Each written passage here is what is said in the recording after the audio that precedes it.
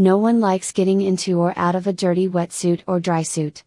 And, if you are using one of our mini pavilions, you don't have to.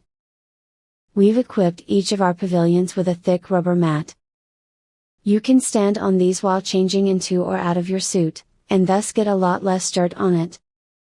The only problem is that these mats do get dirty. But we have a way to deal with this. Each pavilion comes with its own broom. You will find this on a post at the front of the pavilion. Use the broom to sweep any dirt off the mat. And, when you are done, just return the broom to its holder.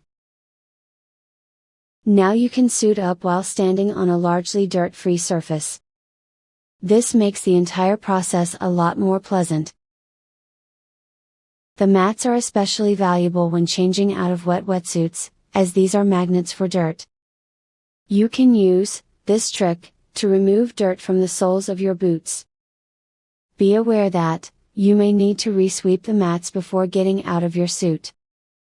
As before, a clean mat will make getting out of your suit much more pleasant. Finally, the next group to use the pavilion will appreciate it if you sweep the mat clean before you leave.